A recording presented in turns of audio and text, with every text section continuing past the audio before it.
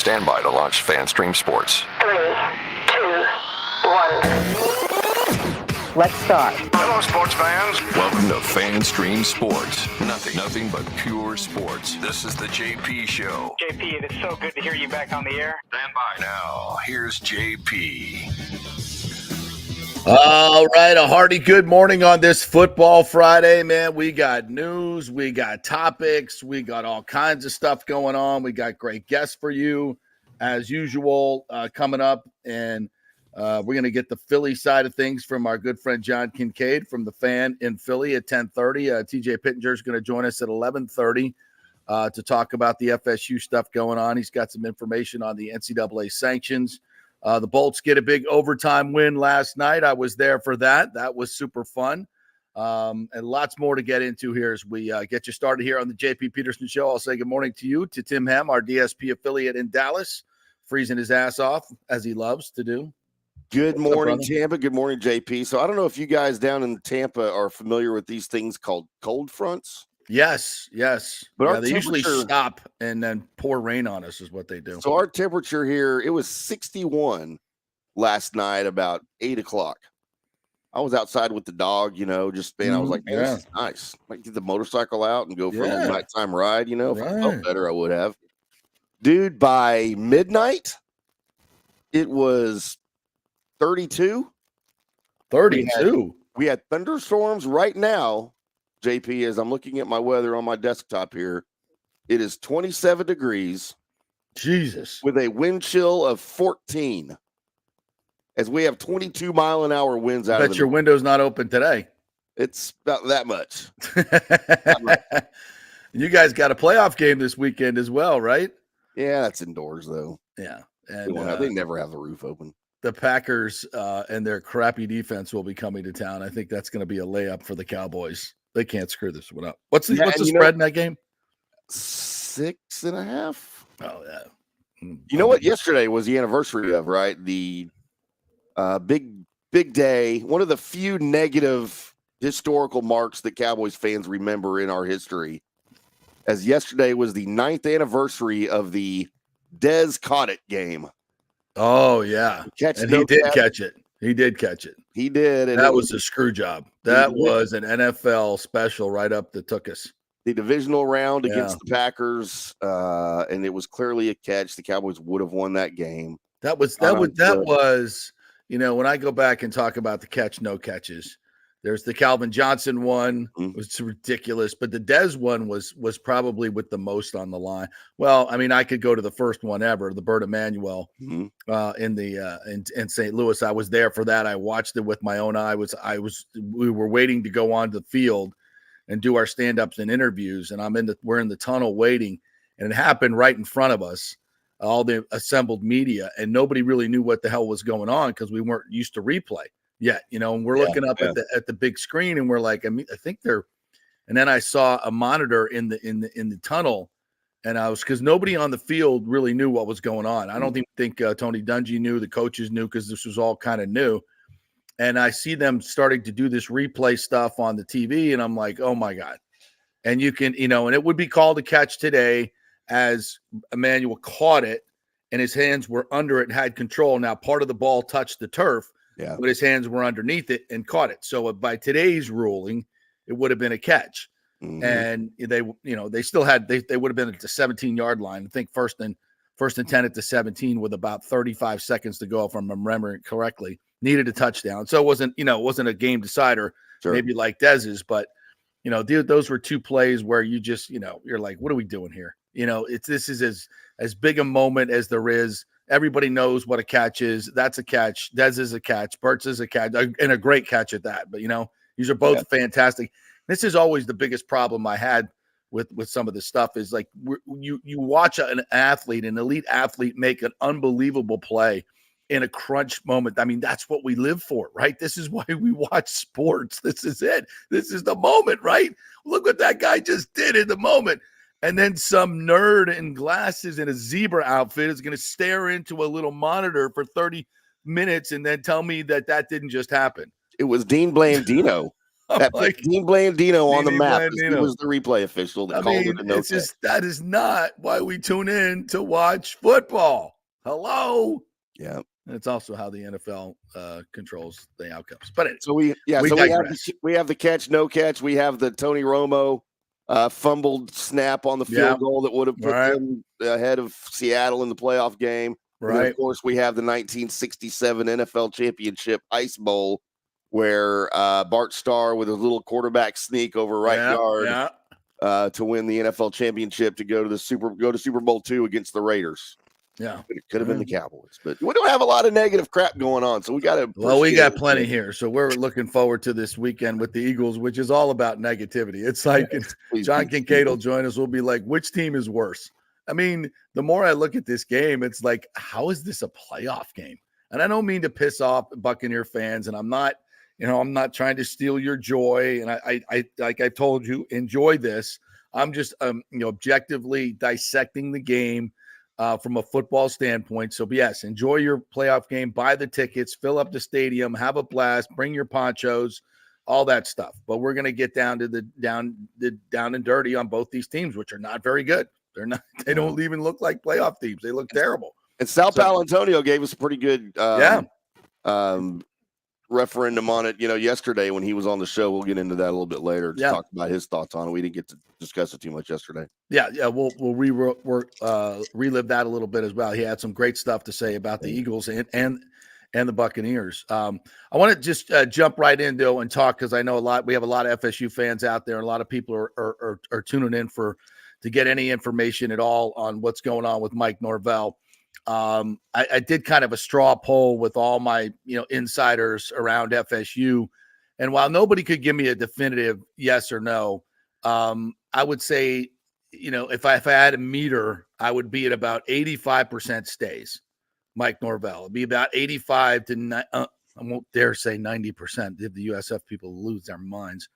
So I'm going to go 85%. I'm not reporting this as fact, folks. This is just in cobbling together from all my different sources around Florida, in and around Florida State. The feeling is that yes, Alabama is very much interested. That obviously his agent is reworking his contract and getting him a lucrative extension for FSU, and probably getting some assurances that the football-only facility will be moving forward and dirt will be turned on that, which is a good news for everyone.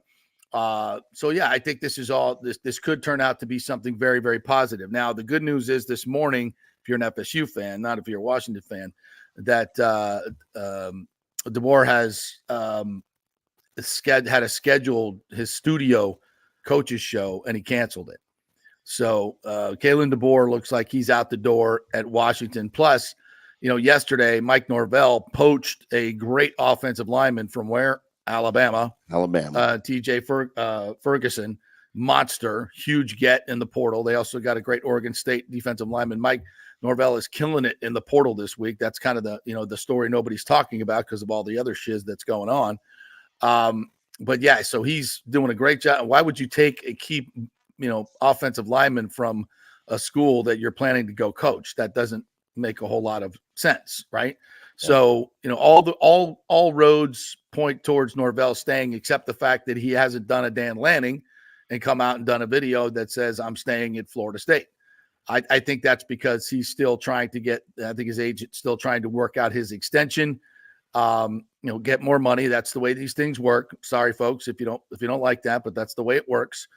This is the time for him to get more job security, which, when you're in the situation that Florida State is in, you do it. You write the check, whatever it is. And then there, also get some facilities guarantees if you can, because this is the time to do it. And I think all that works in any FSU football fans' favor. So I think Mike Norvell is staying. I'm not reporting that as fact, but I believe all signs point to him staying. And how interesting it is that all these FCC folks and all on their high horse about the ACC is trash, FSU is trash, they're terrible, you didn't do anything, blah blah blah blah blah. Oh, but if Saban leaves, we want your coach because he's really good. Oh, and remember ESPN last week? Oh, the culture is so bad at Florida State. None of the players want to play in the bowl game. Yeah. Culture's so bad that Alabama, the premier program in the SEC, wants to poach your coach.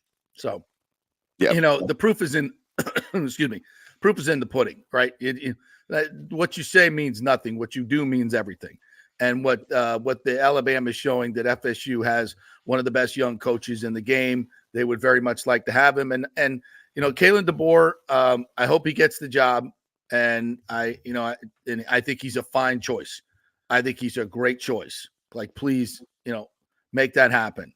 I don't want to say anything bad about him or how much better I think Norvell would be at that job, but until after the deal is done. But I think all signs are pointing towards that. And it's interesting. Jimmy Sexton, the super agent, as TJC just put in our comments here. It's he owns everybody. He's the agent for Event 2 single candidate. Every single candidate mentioned: Norvell, DeBoer, Sark, everyone. Like, how does that work? I mean, if he's your agent, and it's a job like Alabama and everybody wants it, like, how do you do that? Are you promoting one guy over the other? I don't know how it works, right? Like it really does. It really does. But he's the best agent in the business, and he also knows how to work both sides to the middle. So it's just really, really interesting how that whole thing works. But I think in terms of that for FSU, I think the news is going to be good, and Mike Norvell will keep climbing. And the program will keep climbing. As I said, they did really good in the portal. We've been talking to Pat Burnham. We may have him on the show as well. He may jump in. He's down on campus right now. Of course, he works for the Osceola. We had him on every Friday. Very knowledgeable about the portal guys that they brought in. So you want to get him on to talk about that. And go to the Osceola and read all his stuff there too. Great stuff. They've got some great podcasts. If you're an FSU fan, highly recommend that. So he may join us. He's on campus right now. In fact, texted me that a couple of guys are coming in on campus as the portal stuff keeps going. This will be on the Osceola reporting as well. Who were the other guys? Offensive lineman from, I believe, Florida. So yeah, he's bringing in all kinds of different portal guys. He's not done, and we'll get you some updates on that. Now to the sanctions of FSU. Oh boy. I'm sitting here reading this last night, just doing just what I'm doing right now, shaking my head.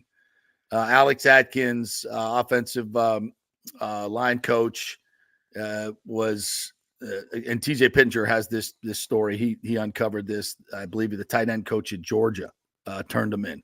Now, it's interesting. The SEC has a very strict policy. No, you do not rat on a fellow SEC team. But if there's another team out of conference, you rat on them, which is just like so wonderful. And then it involved someone in the NIL collective for FSU who then spilled the beans to the NCAA. And by the way, and Alex Atkins, I believe, was not as forthcoming as he should have been. So the penalties were a little bit worse. And the part about it that's ridiculous is the NCAA is now trying to punish FSU for doing what every other school is doing in NIL. They did nothing that every coach is putting together boosters and collective people together. You're not, quote, supposed to do it, but everybody's doing it because they know that the NCAA really has no power. And this is why I'm a little, and I don't know the inner workings of this, but, Michigan fought the NCAA tooth and nail. And I think that's the way to go and show that they're feckless and they have no power. FSU decided to admit to all the things and take the penalties. And the penalties, the most serious of which are 5 scholarship reduction, which is, that's significant. It's a big deal. No post-game ban, but 2 years of probation. Atkins gets suspended for 3 games. Stuff you could, but the recruiting, that's a big deal. 5 scholarships is a big deal. And they decided not to fight the NCAA. And the worst part about it is the guy at the NCAA that's in charge of all this crap is Stan Wilcox, their former athletic director at FSU that was fired in disgrace. He's the one that basically ran Jimbo Fisher off because he wanted to build softball stadiums instead of football facilities. And a lot worse. He's the one that did these terrible TV deals or was part of that whole cabal. He's the one who hired Willie Taggart, and he's the one that is, that has taken most of the blame, as he should, for being the worst athletic director in the history of athletic directors. So now he goes to the NCAA, he gets a job there, and decides to take the first NIL penalties at who? His former school that gave him an opportunity, number one, that he ran into the ground, and then turns and doesn't like the way he's been, his legacy has been treated. You created that, bro. And now wants to come after FSU. And he's also the one that screwed over Daryl Jackson, the double transfer, which most everybody got the waiver for except for Daryl Jackson. And at the end of the season, the NCAA says, yeah, you can transfer as many times as you want now. It screwed that guy out of a whole year of football, a young man. It's criminal. And I wish he would sue the NCAA because I think he would win. And I think he'd win a lot of money. And it's all of this stuff. It's just these people that are in power. They're disgusting. It's like they have grudges. Nothing is about fairness or the rules, or it's just like it's all so corrupt. All of it. It's ridiculous. And to pick out FSU out of a mountain of teams that are all doing the same stuff, like nobody knows what the rules are. There are no NIL rules. No. You're literally saying that, under this old, a booster cannot be involved in giving money to a player. What do you think NIL is? The collectives are. I mean, my God, what are we doing? And you can't help but say, this looks like a little bit of selective prosecution. And why would you not fight it? I don't know. The NCAA is the easiest organization in sports to fight and win because they have zero power. I don't know. You just roll over on it. That just boggles my mind. I mean, again, I don't know the inner workings of it. So I guess the powers that be had a good reason. Just get it done, get it over with. Go by. We have enough lawsuits right now going on. We don't need another. Maybe that's it. Maybe they just want to focus on getting out of the conference, take their medicine and just move on. Maybe that was it. It's too much to fight it. We got legal bills out the yin yang for this other stuff. So, let's go. And, Jimmy Petronas, who is the probably the future governor of the state of Florida and the CFO right now, went off on Twitter last night. And I was like, go get him, Jimmy. He liked my reply this morning. So hopefully we can get him on the show because he's pissed off. I mean, these are elected officials that know this is about way more than football. This is about Disney. This is about ESPN. This is about their whole political fight between DeSantis and Disney and Petronas and the Republican legislature and Disney and ESPN and Florida State University, which is where? Tallahassee. I mean, how can all of this? It's supposed to be college football, man. These guys are just trying to play football and have a level playing field. That's all they're trying to do. And all these adults want to get involved in all this bull crap. It's ridiculous. It's all about power and money and vendettas and which side of the aisle are you on? And don't think that's not part of this, folks. Look where ESPN is. Look where Disney is. Look where Tallahassee is. Look where Ron DeSantis is. Look where Jimmy Petronas is. Look where Florida State is. It's all part of it. And you say, oh, JP, that's just conspiracy theory. Look at it. It's plain as day. These are powerful people, and they don't like to be effed with. And this is all part of it. And this is the most public place they could do it. And this is where they're doing it, at the dispense of the what players. The players are the ones that are getting screwed out of playoff bids, that are getting screwed out of money that should be coming to the university in their program. The fans are getting screwed out of it because Florida State is being unfairly targeted by the NCAA and ESPN and thus the SEC. It sucks. And if you're an FSU fan right now, if Mike Norvell leaves, and I don't think he is, but man, if Mike Norvell left, it's like my son's texting me. He's like, Dad, please, don't tell me Mike Norvell's not leaving. Like, I'm not sure I can handle all this. I'm like, I know it's a lot. So, all right. So I'm going to go on too long about FSU. We know a lot of Bucs fans here that want to talk Bucs football. So, and we'll get to that, of course, with John Kincade coming up here at 10:30. He's going to join us from the Fan in Philly. I got a couple of the questions that are on point here, so I might as well get to those. Christopher Cole says, why were they sanctioned? Because basically they were, a booster, a coach, and the collective and a player all met together, which is happening all the time. Yeah, so the coach, the way I read it was the offensive line coach or assistant offensive line coach Atkins facilitated a meeting between a transfer recruit and a booster, which I thought that's what NIL was about, right? It's exactly what it's apparently about. It's not, because that's why they're getting sanctioned. And it's, by the way, one of the sanctions is a $5,000 fine plus 1% of the football budget. Yeah. I mean, it's going to be a hefty monetary fine too. Yeah, which money is an important thing that FSU is very interested in right now. Yeah, right. It's like, how about talk about selective prosecution, which is why I'm just really, I just don't get it why FSU didn't fight this like Michigan did and fight some of their stuff, but so be it. All right, so let's move on. The Buccaneers taking on the Eagles. The injury reports are out. Baker Mayfield practiced in a limited way, more of a walkthrough since they have the extra day. More walkthroughs at One Buck Place because that's what we do. Whatever. Well, but the bigger news, I think, is the fact that Jalen Hurts hasn't thrown a pass this week, and he's got a dislocated middle finger on his passing hand. If he can't play, Marcus Mariota steps up. Interesting. I was looking at a article on Joe Buck's Fan, and Bill Polian was one of the few people that went to the executives that went to the Bucks Carolina game, and he was aghast, as they said in the article, about how bad the Buccaneers played. He said Carolina, Polian speculated the Bucs should have lost by 2 scores, which is what we talked about on Monday. He largely credited the Panthers' mistakes to the outcome rather than the plays made by the Bucs. He said, quote, Carolina not only shot themselves in the foot, they shot themselves in both feet, both arms, and the belly button. You can't feel good about Tampa's chances against the Eagles. They're going to have to play great on defense. Did Baker just have a bad day? Hard to believe against the defense that's as poor as Carolina was. Could they have been overlooking Carolina while needing to clinch a division title? That seems unlikely. So I don't know what to make of that game, Polian said.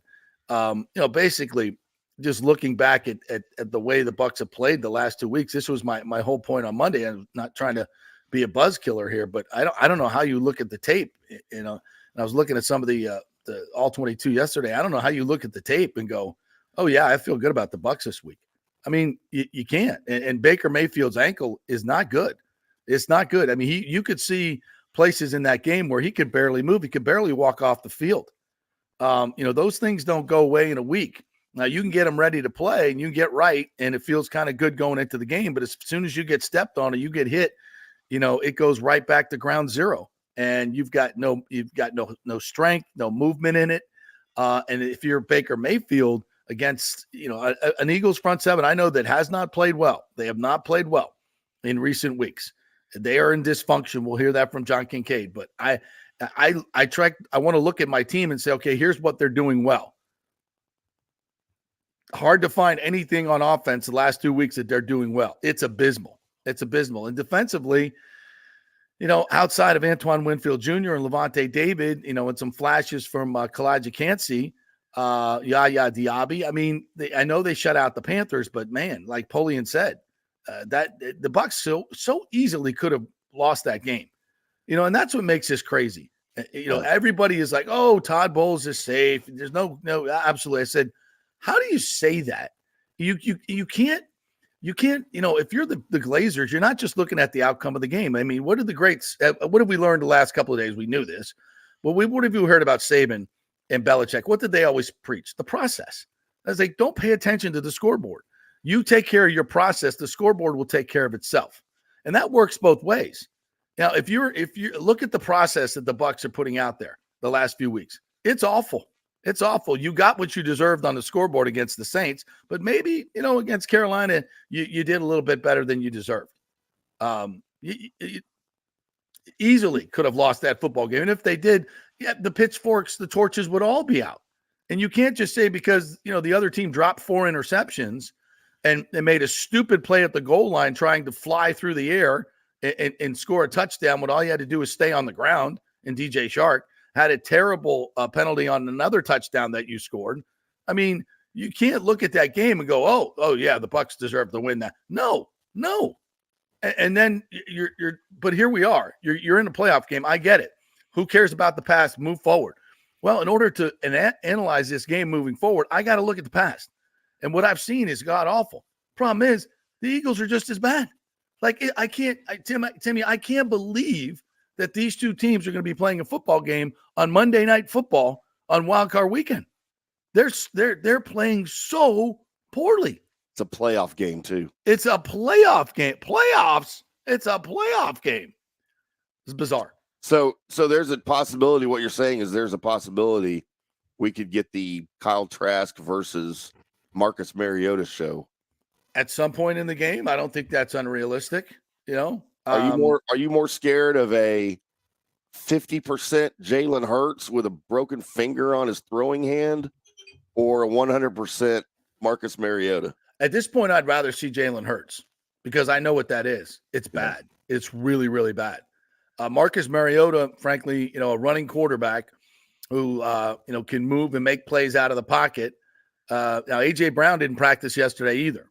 So we're not sure, he's got a knee injury that looks significant. Now, on Monday, we're all saying, oh, it's going to be okay. But now I'm like, I don't know. So there's Sidney Brown, their safety, is definitely out. He tore his ACL. So they're not only banged up, they're bad. So I can't pick the game. The only thing I can do is look at one. There's one segment on this team on both sides of the football that I think is still really, really good. And Sal Powell talked about this yesterday, and that's the Eagles offensive line. And I think the Eagles offensive line can do exactly what they did in the first game. And that's line up and steamroll the Buccaneers for 200 yards. Now, Kalijah Kancey didn't play in that game. But I'm not here. I'm here to say that Kalijah Kancey is not, the end all be all in terms of run stoppers. He's not yet. So that is, that's a thing. So I think I think the Eagles can do that. And I don't think there's anything the Bucs can do about it. Vita Vea, by the way, has not had any sacks, tackles for loss, quarterback hits in the last 5 weeks. I don't know what's going on with him. Probably injuries to be sure. He's playing injured. So I mean that to me scares me. And if it does rain, 80% chance of rain, and the Eagles can run the football and establish that, then I think that's the winning edge. I think that's the winning edge in the game. But anything can happen when you've got two teams that are this bad. But I don't have a lot I can hang my hat on when I look at the Buccaneers, because Baker Mayfield, although he's played great, is beat up and injured, and the last 2 weeks has not played good football. How can I expect him to somehow resurrect himself in 1 week and go do it? He's a gamer, and he's shown us that he knows how to win football games when you think he can't. So maybe that's, a kind of an intangible you check right there for the Buccaneers. But for the most part, it's just hard to analyze this game and go, okay, that's where the Bucs have an advantage. This is where they've been good, and they're going to go win it because of this. I don't see it. And, every team's dealing with injuries, playoff teams, even teams that didn't make the playoffs. And I think we're glossing over the significance of that 17th regular season game that we've just, we've only had for the past couple of years. That's a big deal on a player's body and on a player's, ability to remain healthy towards the end of the season. That one extra game every season is a big deal, especially for the playoff teams and especially for these quarterbacks. That's interesting. I hadn't thought about that. I never liked the 17th game idea anyway. It's enough is enough. 16's plenty, Well, I was a fan of getting rid of the 4, we don't need 4 preseason games, but you didn't have to tack on a regular season game. And by the way, it's like that's not an even trade for the players. No. It's not a season trade. A preseason game they don't play in, as opposed to a real game that everybody has to play in, is usually and at the end of the year when everybody's hurt and playoffs are on the line. Stress level a little bit different. But I think that's had a huge impact the past. What are we now in year 3 of it? Year 4? Well, just look at the Eagles. Look who they would have healthy this week if it weren't for the last week of the season. Yep. All right, let's take a quick break. When we come back, John Kincade from the Fan in Philly will join us. They are crushing the Eagles. It's like which host is going to crush their team more? That's the tease. We're brought to you by the Jeeves Law Group, JEEVES lawgroup.com. Scott Jeeves, big football fan, big Gator fan, and a local guy. The attorneys at the Jeeves Law Group will take care of you. And you can go meet with them in St. Petersburg or in Tampa. They've got offices all over, and they're local. So keep it local here, folks. They're big enough to take on the big insurance companies, but small enough to give you the great attention you deserve. That's the Jeeves Law Group, JEEVES lawgroup.com. Back in 3. Stay with us. Are you tired of those stuffy, overpriced sports bars? Well, come join the fun at the Patio in South Tampa and watch your favorite football teams under the stars in a tropical paradise. Yeah, it's a unique setting with huge wood decks beneath the trees, and don't worry, they have an inside AC bar with all your favorite bar games as well. The Patio has all the NFL and UFC sports packages, and it's home to the Tampa Gator Club and Bills Mafia, but all fans are welcome at any time. Hey, my FSU buddies love to watch the Noles at the Patio. It's also home to a great happy hour. Weekdays get $4 White Claw vodka drinks and $4 White Claw seltzers, $1 off all beer and wine from 3 to 7:30. And every Friday happy hour, join us for Football Friday. It's our live broadcast from 5 to 7 with tons of specials and the fan mic for you to join the show. We'll have swag and ticket giveaways as well. So come out for the live broadcast 5 to 7 every Friday at the Patio and come watch football in a tropical paradise all season long. It's 421 South McDill, just a few blocks south of Kennedy. Everyone meets at the Patio. Hey guys, are you experiencing those feelings of getting older, lower sex drive, fatigue, hot flashes, moodiness, or you just don't feel like you had the vitality you once had? It's a chronic problem here in the United States. You're not just getting old, it's likely low testosterone. Studies over the last 20 years show a shocking decline in younger males aged 16 to 39. Older men have seen a sharp decline as well, so do something about it. Go see my friend Christopher Lugo at Bay Area Modern Medicine. Look, testosterone replacement is not a frivolous treatment. It takes a professional, targeted approach that focuses on total body wellness, vitality, and emotional stability, not a one-size-fits-all approach like many clinics use. They will monitor your blood work and adjust your treatment as needed for optimal results. Folks, I've been on testosterone therapy for over 6 years, and it is a life changer. You will feel and look better than you did 10 years ago. Give them a call at 844-977-3477 or go to BAMMC.com.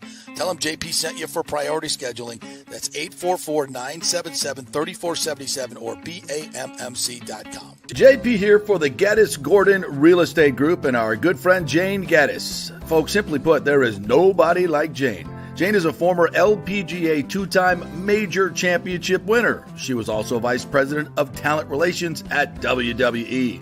She also has a law degree from Stetson. So if Jane can drain a 10-footer to win the U.S. Open and stare down Hulk Hogan in the boardroom, you want Jane on your real estate team to not only negotiate the best deal, but find you the perfect home or investment property. And when you work with the Geddes Gordon Group, you become part of the real estate family and get concierge services that include expertly staging, marketing, and preparing your home for sale.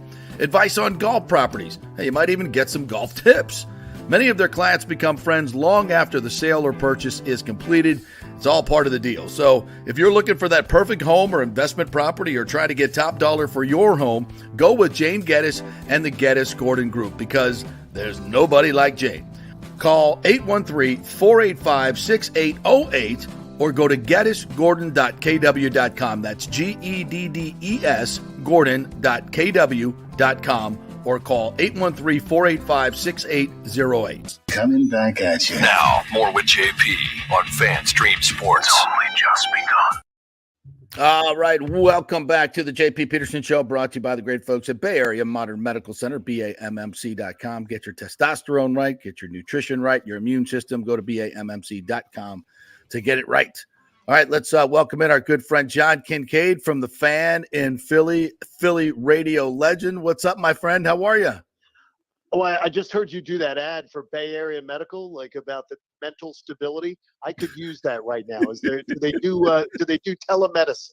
They do. Because They the will. last It's just 6 weeks, logo. They'll put you on the couch the whole nine. Yeah. the last 6 weeks have almost done me in. It is incredible up here, from 10-1 to a burning building, and literally they're throwing the babies out of the building, just hoping somebody catches them. There's no plan. There's I caught him. no plan. Nick Sirianni chucking babies out the window, just hoping somebody catches them. Which reminds me of the greatest news quote in Philadelphia history, when they had the guy who caught the baby going, and I caught him, unlike Aguilar. Oh yes, Aguilar. Oh yeah, it's been a nightmare, but I hope you guys have a little bit of nightmare for us too. Oh, just we to do. balance it out. Oh, we do. Good. It's a dumpster You fire. The last 2 games. You want to trade war stories here? Yeah, Do it. that was the tease for this part. It's like which host is going to trash their team more? Stay with us. And so I think that's where we're at right now. Hey, but look at Well, this. I'm not going to trash Todd, because I think I've told you before, if not, that Todd and I were college classmates. Yes, At absolutely. University. Think the world of Todd Bowles, and Todd Bowles was as good a man when he was a 20-year-old as he is today. The character, he's just a good man, and I wish Todd and everybody the best, and go Owls. Listen, it pains me so much that when I have to analyze this football team and analyze Todd's performance, when I have to criticize it, it pains me so much, because I love the guy so much as a human being. But when we're doing our job the right way, we have to put our personal feelings aside and just say what we see on the football field. And frankly, John, it's not been good, and it's not all Todd's fault. I mean, we're dealing with about $75 million in dead cap money. Everybody's got injuries this time of year. He's got a $4 million quarterback that he's turned into maybe the comeback player of the year. Not that he's done a lot with that. That's a lot on Dave Canales. But, this is a team that comes out against the Saints when you've got everything to play for. It's the biggest game of the year, and you're in your home stadium to win an NFC South title, and you come out flat as flat as a pancake. Your game plans are awful, so much so that you even admit so in the post game. We had a terrible game plan. We were flat. That just can't happen, and that's the responsibility of the head coach. And they were lucky, and I mean lucky, to win in Week 18 against the worst team in the league in Carolina, and couldn't score a touchdown against them. I mean, it's bad. It's bad. Well, I mean, you think it's bad? I'm going to one up you. I mean, you're talking about a 10-1 team that. And I'm sitting in the building that day, and it was the first time I was allowed back in the stadium to go see the Birds play the San Francisco 49ers in the rematch of the NFC title game. And I saw them get absolutely pantsed by Kyle Shanahan. And as I'm not the biggest fan of Kyle personally, but he's a brilliant coach. Yeah. And it was a amazing day. But I will tell you, JP, they were broken that day. They were broken. Not only did they get their backsides kicked in front of their home crowd, but I think their confidence took a major hit. Yeah. And then they go to Dallas the next week. They fumble 3 times within the Dallas 40-yard line in Dallas territory. So they leave at least 9 points on the board with our kicker, if not more. And they drop 2 balls in the end zone. I mean, it was terrible, a terrible performance. And I'm like, okay, they can get past that. That's San Francisco and Dallas. They can get past it, clean everything up. Right. And it just continued. It was a death spiral. And it really has. They are lucky they won on Christmas Day, or this would be a 6-game losing streak going into the playoffs. So what can you put your finger on? I mean, everybody talks about the loss of the coordinators, Matt Patricia now moving in. I mean, it seems like chaos. There's injuries. Like what can you put your finger on? Well, the injury thing, it's funny, is that people will point to that now. And they'll say to themselves, well, look, how do you expect to do it when A.J. Brown's hobbled, when Devontae Smith is hobbled? The bottom line is this. They weren't hobbled going into San Francisco game. They weren't hobbled going into the Dallas game that started this death spiral. They were a team that was pretty healthy comparatively. They were right there with a chance to be able to, put everything together. They didn't do it. They are I think what we've learned is they're a bit of a front runner squad. Like if they were to go out and really have a dominant first quarter, I would absolutely believe they're going to walk off the field winning that night. If they go out and stub their toe early, I think it's woe is me. Oh my gosh, here we go again. And they're just not a confident bunch right now. And I do believe there is a severe disconnect between what the coordinators are asking them to do and what they want to do as players. And I think I don't want to say ignoring, but it's almost gotten to that point where it seems like they're ignoring. John Kincade joining us from 97.5, The Fan in Philly. Hey, John, Jalen Hurts, we had Sal Pal on earlier this week, and he talked about how he is just not the same player. There's not the same confidence in him. What's going on with him? Even his body language looks so bad. And he looks alone. I mean, it doesn't look like his teammates are celebrating with him. Like what's going on? It just looks weird. Well, what I'm going to say is that remember, he's as exciting as hearing somebody read the phone book. So already going in, but nobody cared last year when we ended up in Arizona for the Super Bowl. Right. Nobody cares about it. But the problem is this: is I said it's okay if you say, "Hey, he's not a vocal rah-rah leader." That's okay. If everybody's different, but there comes a time where you got to have a second pitch. You got to be Tom Glavine. You got to be Greg Maddux. You got to have a second pitch. And they don't have that right now because Jalen Hurts doesn't know any other way to lead than to be like the brooding Nick Saban, tossing out Nick Saban quotes. And one of the guys who works on my show says he must walk around Dick's Sporting Goods and read all the T-shirts, and then he just regurgitates the slogans because he doesn't have anything interesting to offer. That doesn't mean he's not a hell of a player when he wants to be, but I think his confidence has sagged.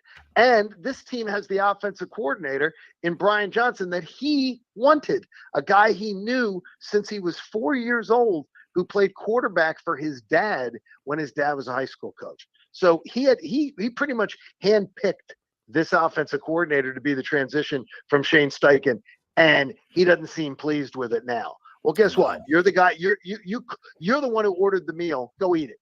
Yeah. John Kincade joining us from The Fan in Philly. What about his injury to his finger? I saw a little video yesterday, and he's picked up a ball and threw it half-heartedly. Can he play? Can he grip the ball? Mariota. Yeah. Exactly. He has thrown one ball as of last night, and that was to Marcus Mariota with the public watching. So that's what I will tell you is that the middle finger's mangled, and for some reason. And there's a great soundbite from yesterday's post-media presence. It appears he put himself back in the game on Sunday when they were getting their backsides kicked from the Giants. After dislocating that finger, he wanted to go back in there and play. He wanted to get back in. And they asked because the A.J. Brown and him, the Seattle game, they're down by a field goal. They are 11 yards from Jake Elliott's under 50 range, and they go off script, check out of the play, and him and AJ try to go for the home run, and the ball's intercepted and it's over. And they both hit out, didn't take responsibility for it, and then 2 weeks later we find out, that was an improv on our part because AJ Brown told us the truth. And yesterday, Jalen Hurts was confronted about it, and he was not happy. He goes, "There's a lot of stuff that you guys don't know that you think you know, but you don't know." So in other words, it just gets to the same level of nonsense. I think when things are going well, he's a very, very happy man. Right. When things are going poorly, he is maybe a little sulky Susan there.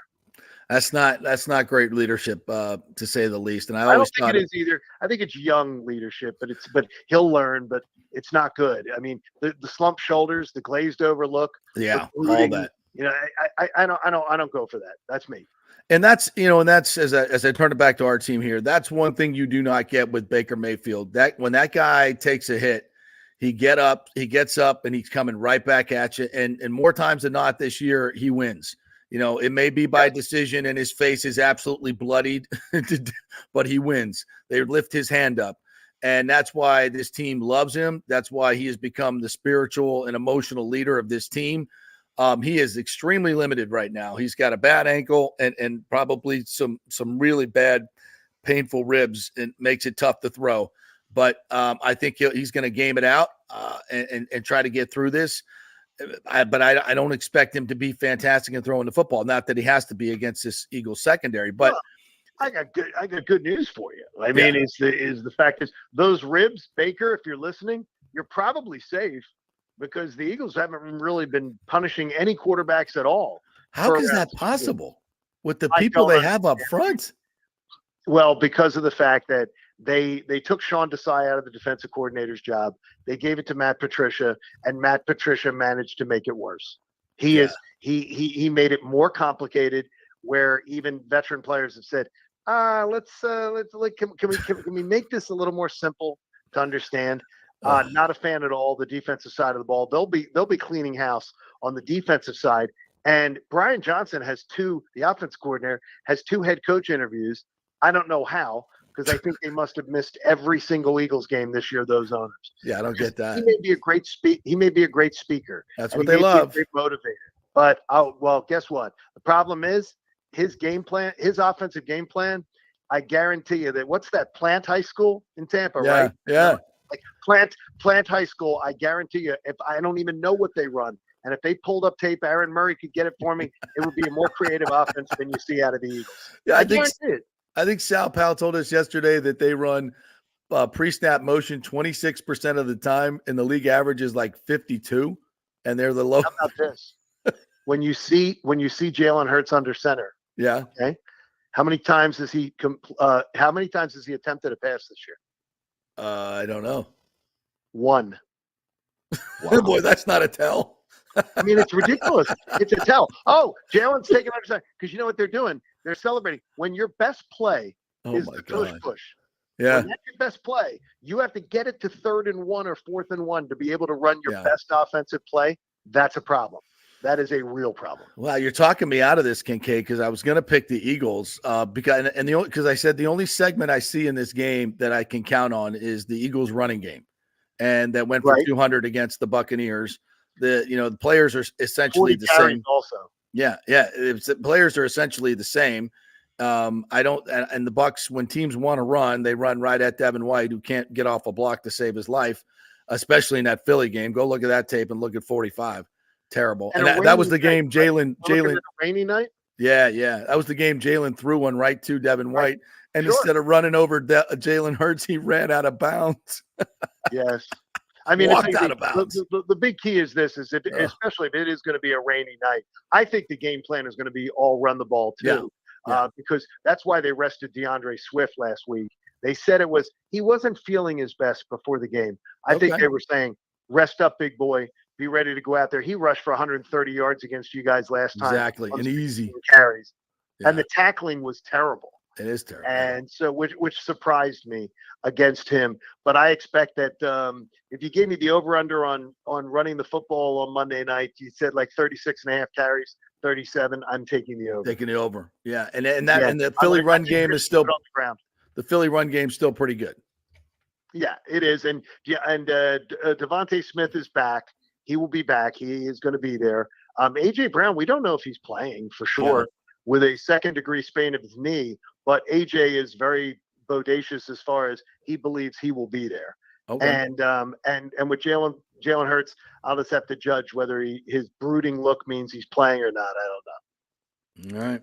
Hey, John, this is Tim. A real quick question for Tim. you. Sure. And I'll state my allegiance before I begin this question. I broadcast out of Dallas. So, of course, I'm a Cowboys fan. And I'm a member of the Dallas media. That's okay. And Cowboys media and fans thrive on rumors of Eagles dysfunction. All right, we always have, just like y'all do here. Is there any truth to the rumors that we're getting down here of the fact that Jalen Hurts has completely lost this team? They've lost all confidence in him, right? No, I'm going to tell you that's ridiculous. That's absolutely untrue. But if you're talking about locker room turmoil, it's there. Sure. It's there. So at least you got that the Dallas media has that part of the story correct. There is absolute dysfunction within that coaching staff, player communication right now. As far as the players being willing to carry the water for the coaching staff and say, hey, we believe in the plan. We like the plan. We understand the plan. I guarantee you that is where the disconnect is. Gotcha. As far as losing Jalen Hurts is still extremely popular with his teammates. So that is absolutely not true. But I can tell you that can all change. Yeah. You go out there. If there's another year of this next year at the end, they collapse or something like that, then that can all change. But that would be the story. But I'll tell you this right now. I'll make the call right now for both of you. If Dallas were to lose on Sunday or the Eagles were to lose on Monday, I put it at 50-50 that the head coach is fired in both teams. Absolutely, 100%. And look what you got to look forward to, Kincade. Bill Belichick going to be the new head coach in Philadelphia. Mr. Mumbles in the press conference. He'll never be here because he'll never I be don't here. know. No, he's never going to be here. And the reason why is that Jeffrey Lurie is not firing Howie Roseman. And there's no way that they're hiring a head coach who is above Howie Roseman's head, who dictates to Howie Roseman what you have to do. They did that once with Chip Kelly, and it fell apart. That will never happen. Bill Belichick will never be here because Jeffrey Lurie and Howie Roseman are attached at the hip. So that's not happening. I think if Dallas loses, I think Bill Belichick will be the coach of the Cowboys next year. Oh, really? Really? Yep. If Mike McCarthy loses this game with this hype and all the gifts that the Eagles gave them to even be the 2 seed, if he loses this game, I'm telling you right now, I believe that Bill Belichick will be the coach of the Cowboys next year. I believe McCarthy's fired. Like we all realize that if he doesn't make an NFC Championship game appearance, he's probably gone. And if you want to hire, like I got to tell you, if any organization wants, I will tell you right now, I don't care what organization he's hired by, the Bill Belichick thing will not work. I agree. It will not work. I agree. Yeah, it's not going to work. And I think he's going to be a Washington Commander. You don't think he's going back to your old haunt in Atlanta? Arthur Blank is just salivating. No.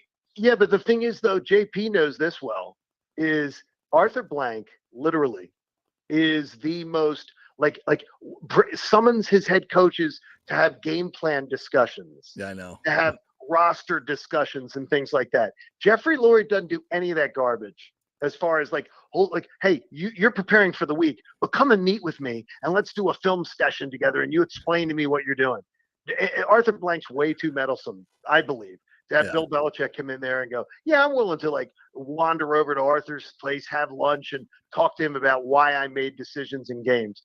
And I know what happened with Dan Reeves. He hated it. I know what happened with Jim Mora. He didn't dig it. And I don't know if it happened. I don't know, JP, if it happened with Dan Quinn, but I think he did have a heavy hand in talking to Dan all the time. Yeah, and Mike Smith as well. Yeah. Nothing worse. Is Dan Quinn going to end up in Seattle? Man, I don't know about that. Everybody in Seattle, I write for several NFL teams. Seattle's one of them. And everybody in Seattle is so big on Dan Quinn wants to come home. You know what? I'm not sure he still considers that home. That was a long time ago. Well, I mean, it depends on what other jobs are open for him. Mm-hmm. He'll get one of them. That he'd have an attractiveness to. I was personally hoping he'd be the Commanders coach, because then he's in the division and we'd be able to, have him as a head coach. He's a good man, really good man. I like Dan. He would echo that. Yeah, he's a good man, very charismatic. I'd much rather have him as a coordinator than have him as a head coach. Absolutely. Why do you say that? I don't think he is I remember, and JP may remember this or not. I think it was the year after the Super Bowl loss. Yeah. And he came into the first players meeting and they had it on videotape. They were videotaping it all. And he walked into the room and he said, guys, I am the most woke I've ever been for an NFL season. And I'm like, okay, someone tell Dan Quinn he doesn't know what woke means. That's not the word choice we're looking for. He certainly wasn't awake during the Super Bowl when he let everything fall apart. But he goes, guys, I've never been more woke for an NFL season in my life, and I just cringed. I was like, okay, I am honestly like the poster child for middle-aged white guy in America, and Dan Quinn made me look as hip as hell. Seriously, it was embarrassing. I think he's about bumper stickers. I think he's about motivation, and he's a good man. Yeah. But I think that when you ask someone not else authentic, as far as the big leader, it works. John, what's your opinion of the 50-year-old coordinator that wears his hat backwards everywhere? Well, I'm not a big fan of coordinators that wear their hat backwards. I can tell you that much. I just think I'm not like that. I mean, because I'm an Eagles fan who likes Tony Romo. So I mean, and Tony, I don't think ever wore a hat the right way. No, in his life. But it's just I think there's a way you carry yourself. I think there's just a way you carry yourself. I mean, like if you portray an image by the way you display yourself, and I think there's a lot of guys who don't come off presidential as head coaching candidates and things like that, and I don't really feel the same with them. So and that's a bias. That's just an internal bias. But we've all got them. Yeah, of course. We've all got them. Johnny, great stuff as always. Are you coming down for the game? I'm guessing. I'll talk to you Monday morning. Yeah. You're not coming down, are you? No, we are not. We are not. I am not cleared. I'm not cleared yet from my cancer treatments for planes. I got so once that, if I am cleared for February, so if somehow in some ungodly way the Eagles end up in Vegas, I will be there. But I don't expect that to be happening. Wow. I do think the Eagles will win on Monday night. By the way, though, I do think they will win. They will eke one out. I believe so as well. I think the running game's a difference. So you guys are awesome. Great talking. Thank you, Johnny. I'll talk to you on Monday, buddy. Have a great day, guys. See you. Thanks. Great, John Kincade, 97.5, the Fanatic. So I don't know who trashed their team more. Who won that one, Tim? You're the judge. You won. Yeah, I won. You won. He picked the Eagles to win, so he did. Yeah, he did. That one. Yeah, I just, as much as I would love to see a Bucks win and move on to the next round and all that, it's just I don't know how to pick them. I always like John, man. John's a Philly guy, but dude, he's one of the few realistic Philly guys, right? Like he knows what's happening. Yeah, and that's why Philly sports talk is so good. The guys are they're not homers. Don't be a homer. Don't be a homer. You got to say what you got to say about your home team. Try. Do I want to see the Bucks win? It's good for business. Absolutely. The more longer we go talking about football season, the better it is for business. Absolutely, 100%. But we try to give you, objective analysis of this. And yeah, am I an FSU alum? I absolutely am. Do I try to give you objective analysis? Yeah, I do. Am I tinged a little bit? Of course, everybody, you are. I try not to be, but when I see things, and I don't think, and that's one of the reasons why when I talk about Florida State and I talk about the Bucks, I try to bring a lot of facts to the table and say this, this is what I think, but this is why I think it. Right. And let people connect the dots if you can. So, and I can't find. You got to be able to make a case for a team. You got to be able to look at the X's and O's. And you look at the Eagles have been terrible. They've been terrible defensively. So you would say, well, the Bucks can outscore them. They could put up, 31 points. Not the way they're playing now. Not the way they're playing now. They're offensively, they can't really, they're not going to run the ball to, 200 yards where you dominate a game. Can they run it? Can they get it 120? Yeah. But is Baker to be able to push the ball downfield with his injuries? I don't know if he can. So you guys are talking about rain, pretty bad weather, right? That's potentially there for the. How does Raymond James Stadium? How's the field hold up in weather like that? Does it get? It's real pretty good, or is it good? Okay. No, it's really good. They got a good, whatever you call it, sub drainage system. Good drainage system. They have the pumps that pump the water out. So yeah, it handles it pretty good. And but it's still, Florida rain this time of year. And the forecast can change dramatically too, because I think it's more of a front coming through, and it can change, hour by hour. All you need is a good 2.5 hours of dryness, and just a little sprinkle is not going to make much of it. But we've been getting some downpours, and you get some of those downpours, you just can't play football in that stuff. It's heavy rain. It'll be tough, and so now it becomes a slugfest, and that's where the Eagles are better. They're just better up front on both sides of the ball. So that's the only thing I got. But it's a toss-up. It's a freaking toss-up. The team that makes the huge mistake will be the team that loses the game. And with a wet ball, the guy that fumbles it on the 4-yard line, that's gonna be a killer. And that could happen to either one of these teams. Jalen Hurts with a bad finger. Well, so a wet ball is not going to do him very well with the bad finger already. So if that's a factor, then he could be in trouble. Yeah, and Baker's ankle on a wet field, that's I don't think it's going to be pretty football. I don't think it's going to be, very entertaining, but it's a playoff game and it's a home playoff game. And if you're a Bucs fan, get your ass out there. We did have somebody. Do you want to go over the final results of the poll from yesterday? Oh yeah, that's a good idea. And we've got those right here for you. If the Bucs lose Monday night, should they go after Bill Belichick? 52.3% in the final voting. No, his style has passed, and that's obvious. You can see by the check mark. That's what I voted on. Yeah. 17.8% stick with Bowles. 16.8%, of course, he's the GOAT, and 13.1% fire Bowles, hire Canales. So you got a good. There's a lot of people that aren't Bill Belichick fans, clearly, and I think they're right. I do not want to see Bill Belichick here. I'm with Kincade. I think it's going to be a disaster anywhere he goes. He's clearly shown that, this game has passed him by, and he won't relinquish. I think if he would have wanted to relinquish power, he would have stayed in New England, right? Yep. And so I don't think he's going anywhere where he's going to relinquish power. Like John said, like if he goes to Philly, he's got to be under Howie Roseman. He's not going to do that. And if he goes to Dallas, is Jerry Jones going to allow him to do everything?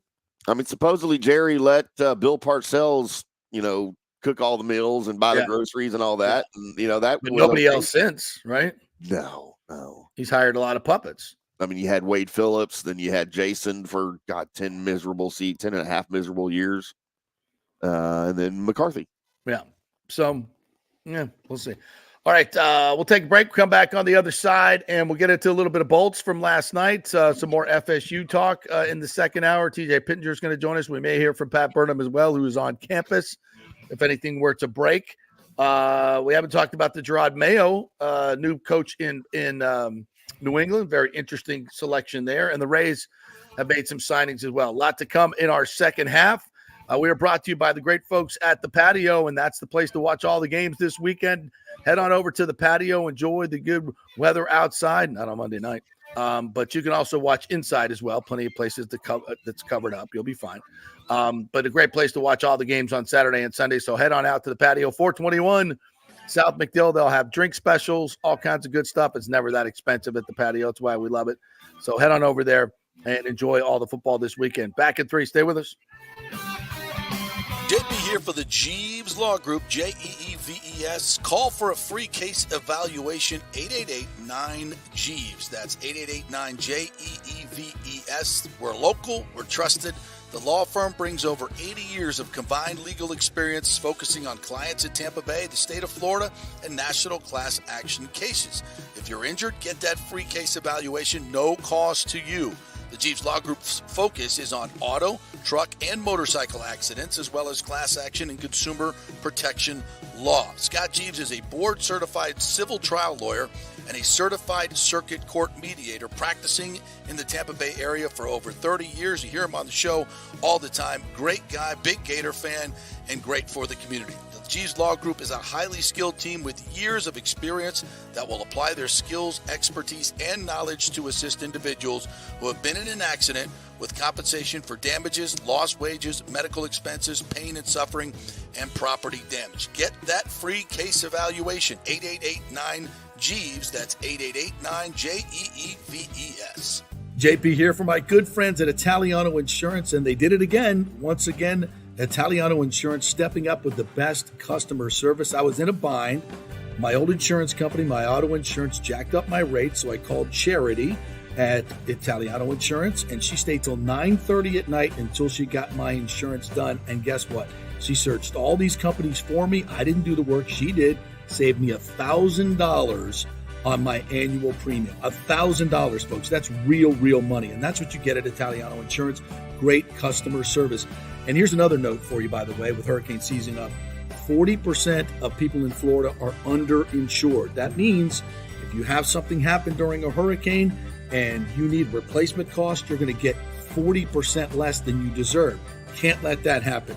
Call the folks at Italiano Insurance and get them to help you out in both those regards. They will save you money and keep you insured properly.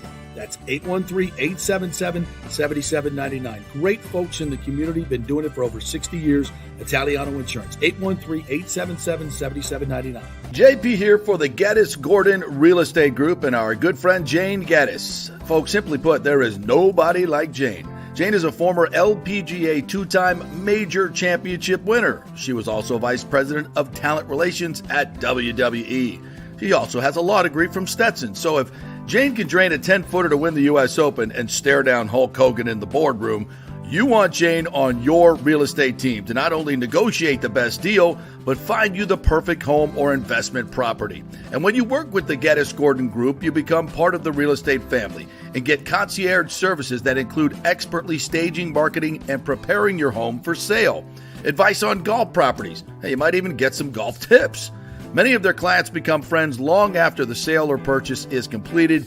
It's all part of the deal. So if you're looking for that perfect home or investment property or trying to get top dollar for your home, go with Jane Geddes and the Geddes Gordon Group because there's nobody like Jane.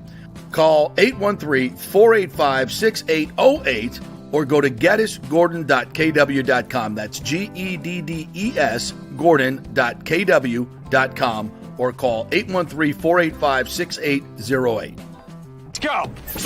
Right now, back to the show with JP on FanStream Sports. All right, welcome back to the JP Peterson Show, brought to you by the great folks at the Gold and Diamond Source. Head on over there, and with all that extra cash you got, just people gave you cash for the holidays. How terrible. What a terrible gift.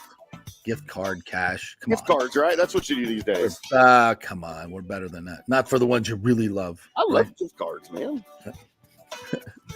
Yeah, I like to receive them, but I've always gone through the stigma that you shouldn't be giving them. But if you have them to the Gold and Diamond Source, they always have the great deal, as we talked about before, where you get $1,000 in value for $500, and you give those away, and then you're like, you're a baller now. I just gave you $1,000 when it was only $500. So now you got those. Now get into the Gold and Diamond Source and get all those nice, beautiful, shiny things they have. You're thinking about getting engaged for Valentine's Day. That's a good day to ask. Absolutely. You're getting married. Who's dumb enough to go out and get engaged these days? Just kidding. Congratulations, JP. Me? When you find a great woman, you better put a ring on that thing. That's all I'm saying. When you find a woman like I found one, I'm not sure. Lovely Ashley. Look at her now. She's betting parlays. She's betting parlays. Yes, she does. Oh, does she have a sister? Oh, yeah, she does. Yeah, I'll send you her Instagram. Yeah, we'll talk off the air. Her sister is one of one. Let's just put it that way. The FanStream Sports dating app. She is one of one, and I think you guys would get along famously. I really do. Yeah, I think that might be a match. We'll see if we can put that all together. I've been known to get along with some women. Yeah. You smooth talker, you. Yeah, baby. Yeah. She might. I don't know though. Her intellect is. Let's just say it's a little above anything I've ever really encountered. It's interesting. It's very, very, very interesting. Very deep. Very, very confusing at times, but. Is that the equivalent of saying just got a great personality, Tim? I can't even describe it, honestly. I just have to experience it. All right. Anyway, if you're going to get engaged like I did at the Gold and Diamond Source, get on over there and tell them JP sent you. Great folks over there, and they'll take care of you. All right. The Bolts last night. How about the Bolts last night? So we're sitting there. And nice first period by the Bolts, come out with a lot of energy. But the Devils grabbed the lead. The Bolts come back and take a 3-1 lead. Luke Glendening gets a couple of goals, nice goals in front. Has one on a shorthanded goal where Hughes blows out a tire. Poor guy. He's bringing it up on the power play all alone and just blows a tire. And Glendening's just sitting there going, okay. Picks it up, puts it in the back of the net, and you're just like, somebody take me away. Somebody take me away. It's fun to watch. That's always fun to watch. Anyway, but then Nick Perbix did the same thing for them. Basically blew a tire and gave up a terrible turnover, ends up in the back of the net. So we're 3-3 in the third period, and the Bolts are just making mistake after mistake. They hit the post. So the Bolts survive the third period, and Vasi making some huge saves. And they get in the overtime for the second straight game. They win the faceoff. Yay. And they control the puck for most of it. And another defenseman comes out of nowhere, Darren Radish, and scores the overtime winner like we did on Tuesday. It was Nick Perbix, and they get a 4-3 overtime win over the Devils. They've won 3 of 4 now. They got the Ducks coming in Saturday, who are terrible, so you got a chance to win 4 or 5. So we're getting on a little bit of a run here. Then they're going to have to then they'll head back to the Eastern Conference. So it's exactly what you want to see. That we got some new defensemen coming up last night and playing. Gage Goncalves got his first taste of NHL action. That's the third. These guys all live together in Syracuse, by the way. 3 of them have made their NHL debuts in the last 2 weeks, and so they're shipping back and forth. Like, hey, how was it? And then it's like, oh, your turn. Go up to the NHL. And he got in a fight last night, dropped the gloves, and this Goncalves kid, Goncalves, I think is how you say it. He's 22 years old. I don't even think he's shaven yet, Tim. I mean, this kid, he looks like he's 12. He's got the little peach fuzz mustache. Yeah. Like, I'm looking at his face during the interview. I'm like, I don't think that dude's ever shaved. I don't think he's ever shaved. And he talks like that. I'm like, it's just, he looks like he's 12, but he played really well last night.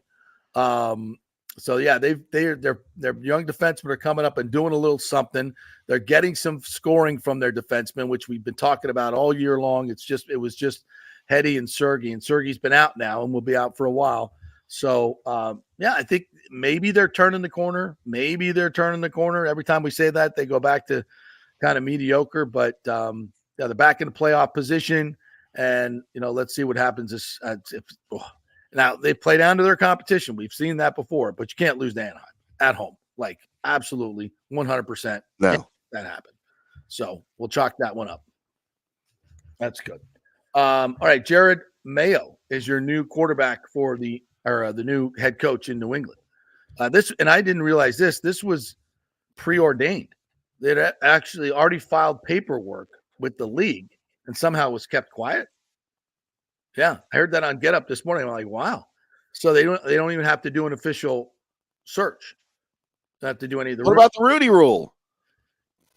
I guess if you file a succession plan and it's not an official coaching search, yeah, then it doesn't apply, which is kind of weird. But I mean, maybe if the successor is a minority, right, trumps the Rooney rule, which would make sense. Yeah, it will satisfy that. Yeah. Youngest coach in the NFL now. Yep, 37 years old. He's a month younger than Sean McVay, who has been a coach in the league for 7 years now? Is it that long? 6 or 7 years. Yeah. And has been the youngest coach the entire time in the league. Yeah. After being in the league that long, but now Mayo takes that over because he's a month younger. Yeah. So very, very, very interesting. Because everybody was talking about possibly Vrabel being the new coach there. And now, where does he go? Where does he end up? Mike Vrabel. And I've always said this. I think Vrabel is tagged for the Ohio State job. Interesting. I think they want Vrabel. And, of course, he played there. Not open. But it's not yet. But I think when it is, I think would they just come out and fire Ryan Day right now and hire Vrabel? They probably should, but I don't know if they will. But I think that's where he's going. And so he may, if he knows that, or that's what he wants to do, maybe he just sits out a couple of years just to wait to see what happens, right? Yeah. Rather than taking a job now and then having to go back and resign in a couple of years, if that's what he wants to do when that job comes open. But that's where I think Vrabel is going to be. I just don't think in the current climate of college football, you want any part of that. It's utter chaos. It's utter chaos. It is. And we talked at the top of the show about Florida State and this NIL sanctions. They get sanctioned for doing what literally everybody is doing. I mean, there is no when the NCAA came out last year and was like, this NIL deal is, this is contrary to NCAA rules where boosters cannot pay the players. These have to be name, image, and likeness deals. And right. That's not the way this is going down. We're putting it through a collective. The collective is then asking these kids to do things in the name, image, and likeness, and that's how they're skirting it. And I guess more than anything, in the state of Florida, originally their law was the coaches and the university could not be directly involved with the collective, but that has since been changed. So, best of my knowledge, it was changed. They were certainly putting the legislations through a couple of years ago, a year and a half ago. So I'm guessing it went through. But this is what everybody is doing across college football. There's no rules, and to pick out one school, and that just happens to be Stan Wilcox, our ex-AD, who was left in disgrace. It just seems weird. So if I don't know why I would go back to college football. Everybody's leaving college football, which I want to get to the Nick Saban interview, which I think is fascinating. Why he left. So I don't see that. And he's going to have his pick of jobs, and there's a lot of jobs open. And see, I don't understand that. I'll just appeal. You don't see the appeal with Vrabel? No, Vrabel went 41-24. What, his first 4 seasons? Coach of the year, conference championship. His last 2 years, he's 13-21. Yeah.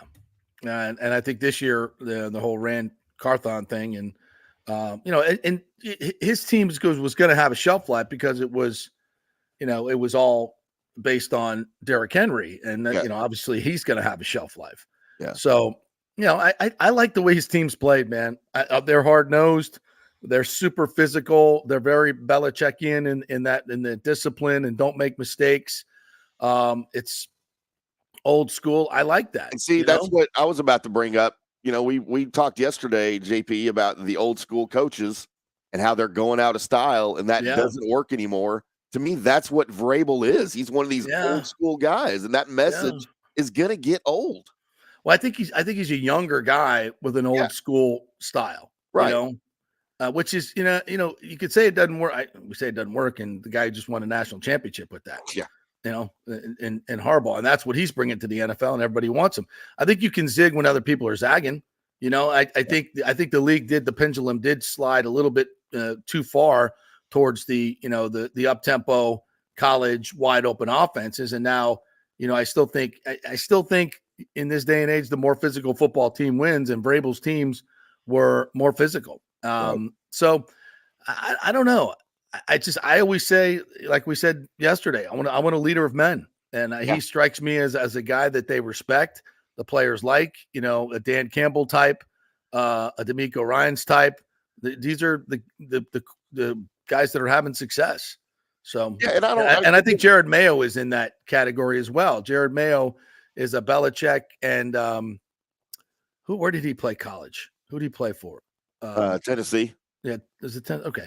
So he's in the Belichick mold, obviously, an heir apparent, no nonsense guy.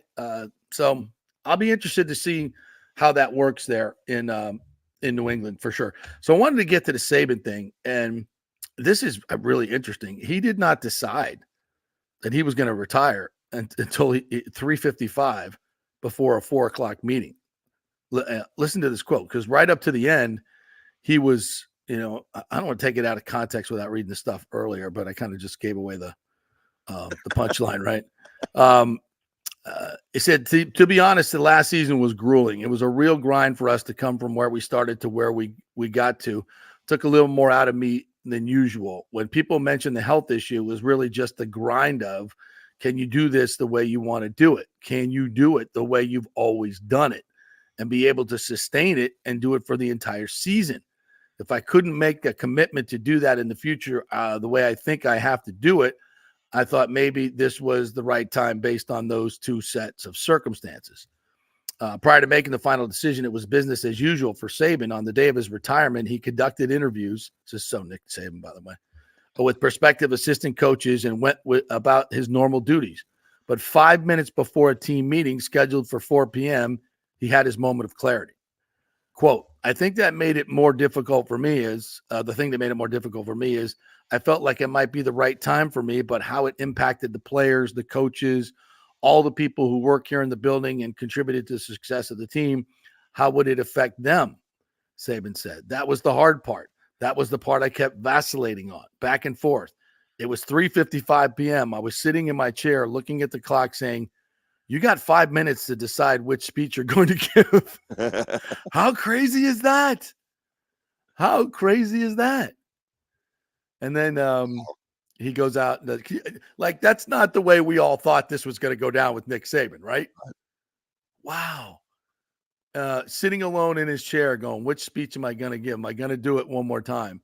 And then I guess you just walk through the door and what do you just follow what your emotions are telling you? Anyway, see, went on. He said, I just have a high standard for how I do things. And if I don't feel like I'm living up to that standard, I'm really disappointed. I wasn't disappointed in the season. I wasn't disappointed in the team. I wasn't disappointed in the players. In fact, this team was fun to coach and they came a long ways. And I was really proud of the way everybody brought in and did what they had to do for the success we had. But at the same time, I felt like I could have done a better job if I was younger.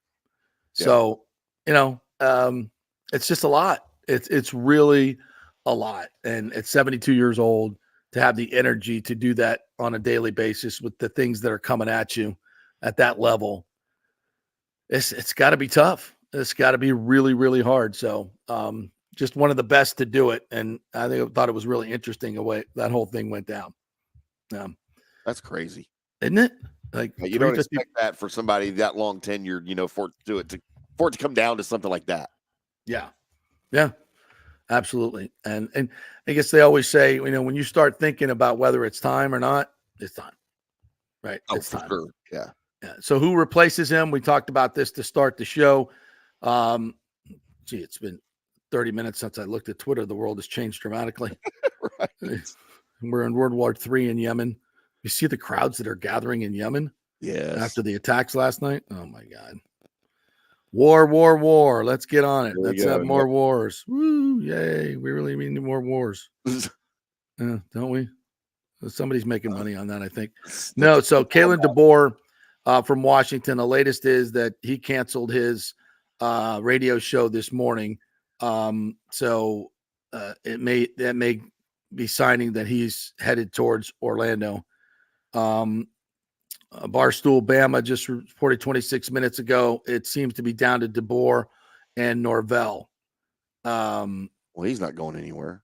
Who? Norvell? Norvell. I don't think he is. I mean, but I'm still, until this is done. I think that he would be a great choice for Alabama, quite frankly. Sure. And it's a better job than Florida State right now because of the crap conference we're in. That's why we want to get out. Better facilities, more money, more prestige, but a tough ask. As soon as you get to Alabama, you sit in that chair, it's already hot. Yeah. And don't fool yourself. A lot of FSU fans here that look at Mike Norvell as, that's our guy. He's one of the best coaches. And I believe that. I think he just won the Bear Bryant Award, the best coach of the year.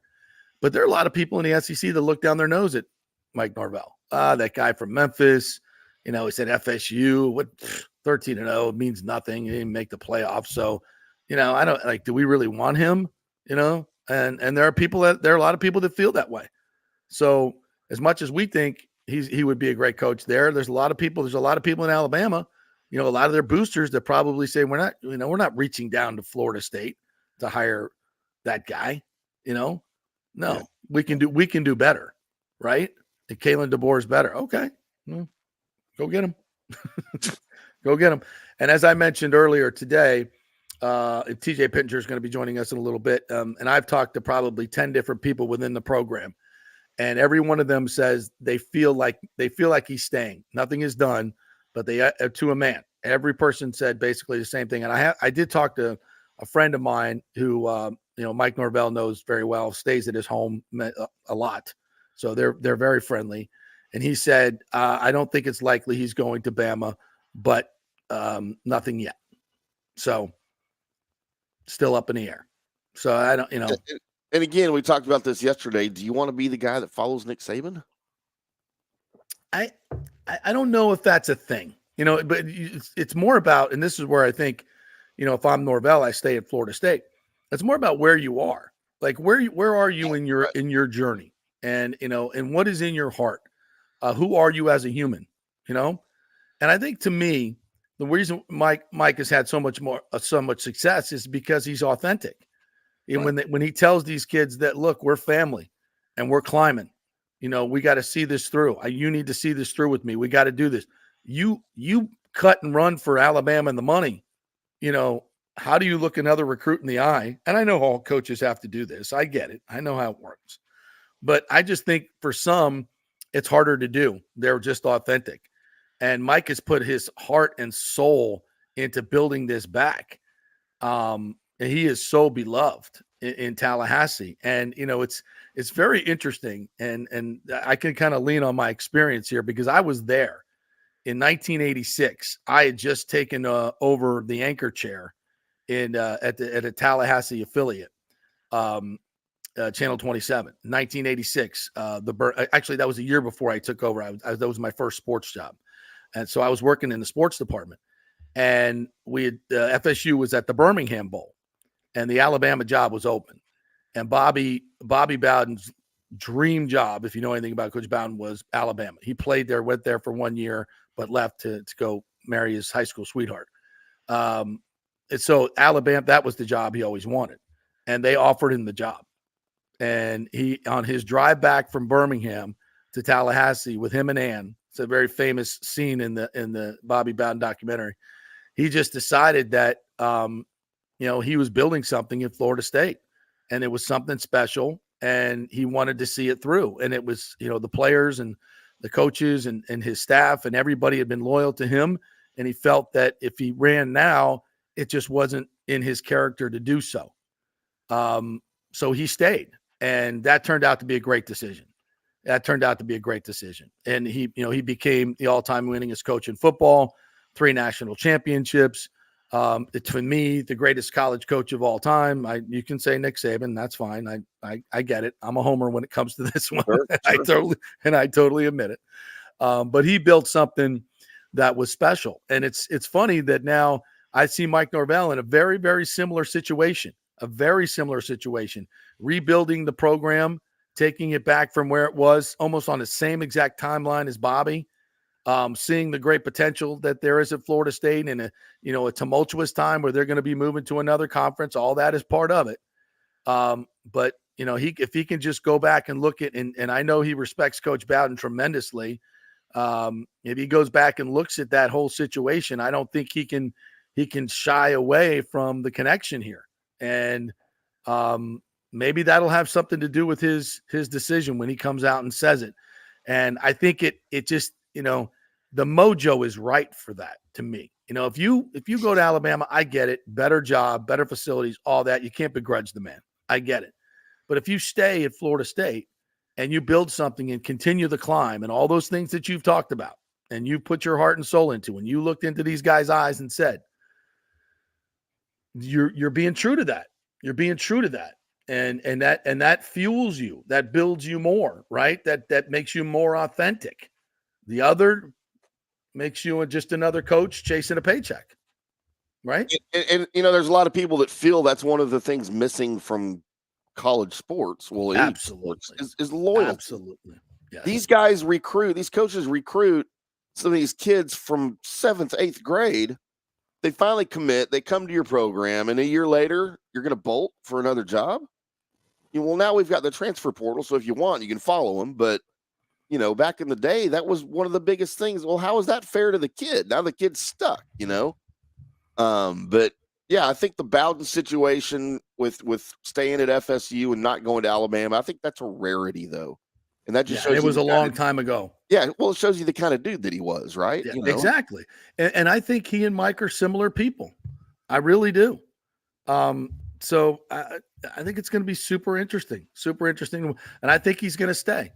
And I think at this point with DeBoer's, and the fact that Mike went and got a great offensive lineman, TJ Ferguson from Alabama, and is recruiting other Alabama players, tells me he's staying and moving on. So, and it's a risk. It's a risk because they don't know how that lawsuit's going to play out. They don't know how, if FSU is going to be stuck in this crappy conference. There's a lot of powerful people working against them. So, and it might be the only chance you get. They may not want you down the road, depending on how your career goes. So yeah, it's a tough decision. Yep, absolutely. All right, we'll take a quick break. When we come back, TJ Pittinger is going to join us from the world famous Double Fries No Slaw podcast. FSU Insider has some interesting information on the NCAA sanctions and also the new transfers, all that good stuff. So we'll talk some college football with him, who's the next Alabama coach, and then we'll finish it up with some more Rays talk as well. Stay with us. Quick break. Well, Fitz the mortgage guy did it again. A listener heard his ad, was going to another big bank, but called Scott Fitzgerald at American Mortgage Services of Tampa, and Fitz saved him $618 on his monthly payment. Are you kidding me? Folks, that's big money. Rates are going up, they're going down, they're going all over the place. Scott will shop your loan and save you lender fees and get the best rates. Email him, scott@amstampa.com, or call 813-294-7595. That's Fitz, the mortgage guy.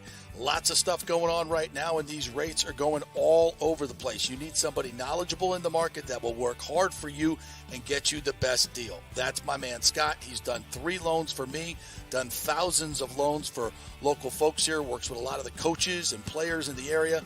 He's the guy. 813-294-7595, or go to scott@amstampa.com. JP here for the Geddes Gordon Real Estate Group and our good friend Jane Geddes. Folks, simply put, there is nobody like Jane. Jane is a former LPGA 2-time major championship winner. She was also vice president of talent relations at WWE. She also has a law degree from Stetson. So if Jane can drain a 10-footer to win the U.S. Open and stare down Hulk Hogan in the boardroom, you want Jane on your real estate team to not only negotiate the best deal, but find you the perfect home or investment property. And when you work with the Geddes Gordon Group, you become part of the real estate family and get concierge services that include expertly staging, marketing, and preparing your home for sale. Advice on golf properties. Hey, you might even get some golf tips. Many of their clients become friends long after the sale or purchase is completed. It's all part of the deal. So if you're looking for that perfect home or investment property or trying to get top dollar for your home, go with Jane Geddes and the Geddes Gordon Group, because there's nobody like Jane. Call 813-485-6808 or go to geddesgordon.kw.com. That's GEDDES Gordon.kw.com, or call 813-485-6808. Are you tired of those stuffy, overpriced sports bars? Well, come join the fun at the Patio in South Tampa and watch your favorite football teams under the stars in a tropical paradise. Yeah, it's a unique setting with huge wood decks beneath the trees, and don't worry, they have an inside AC bar with all your favorite bar games as well. The Patio has all the NFL and UFC sports packages, and it's home to the Tampa Gator Club and Bills Mafia, but all fans are welcome at any time. Hey, my FSU buddies love to watch the Noles at the Patio. It's also home to a great happy hour. Weekdays, get $4 White Claw vodka drinks and $4 White Claw seltzers, $1 off all beer and wine from 3 to 7:30. And every Friday happy hour, join us for Football Friday. It's our live broadcast from 5 to 7 with tons of specials and the fan mic for you to join the show. We'll have swag and ticket giveaways as well. So come out for the live broadcast 5 to 7 every Friday at the Patio, and come watch football in a tropical paradise all season long. It's 421 South McDill, just a few blocks south of Kennedy. Everyone meets at the Patio. Coming back at you. Now, more with JP on FanStream Sports. It's only just begun. All right, we'll awaiting TJ to jump in here on our StreamYard cast here. We're brought to you by the great folks at American Mortgage Service. My good buddy Scott Fitzgerald will be going to the Bucks game on Monday night, unless it rains. Then he'll melt and he won't go.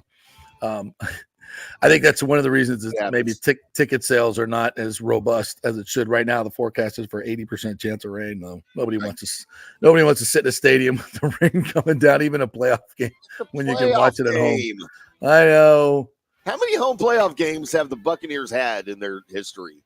I think it's under 10. Yeah, it's under 10, like 8. Screw the weather, dude. I know. Grass out there. Yeah, fans ain't as robust as they used to be, brother. They're just not. Build a dome. I was just reading this article. Yeah, I know, right? I was reading this article.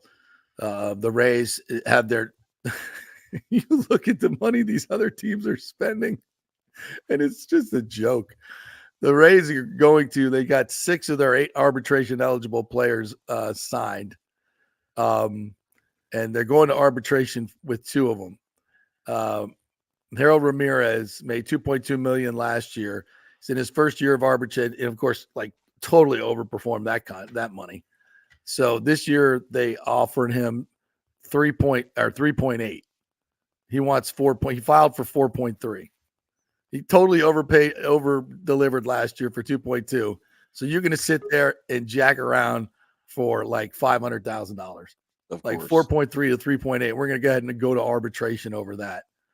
Jason Adams filed for $3.25 million. The Rays have offered 2.75. We can't meet at 3, boys. Or you can't even pay him 3.2 for what he did last year. It totally overperformed that contract. Can't pay him for what he did before, JP. This is about a futures contract. So what? Like Jason Adams was unbelievable last year. He's not worth $3.25 million. Harold Ramirez is not worth $4.3 million. Like it's money. It's just Stu's got to win. He's just got to win. It's not even about the money. He's got $500 million socked away, and you're going to be jacking around these guys. You're going to have one of the lowest payrolls in baseball, and you're jacking around guys for $200,000. Are you freaking kidding me? Oh, it's such a Rays thing to do. Whatever. TJ's here if you're ready. All right, yeah, let's bring him in. TJ Pittinger joins us here from Double Fries No Slaw Podcast. What's up, TJ? How are you, buddy? Man, I'm good. How you doing, bud? Well, I'm like every other FSU fan. We're sitting here on pins and needles, just waiting for I'm watching Get Up this morning, dude. I was like, this is how bad I am. My fiance is just laughing at me. So Greenberg comes on. He's like, "Oh, I got breaking news in my ear.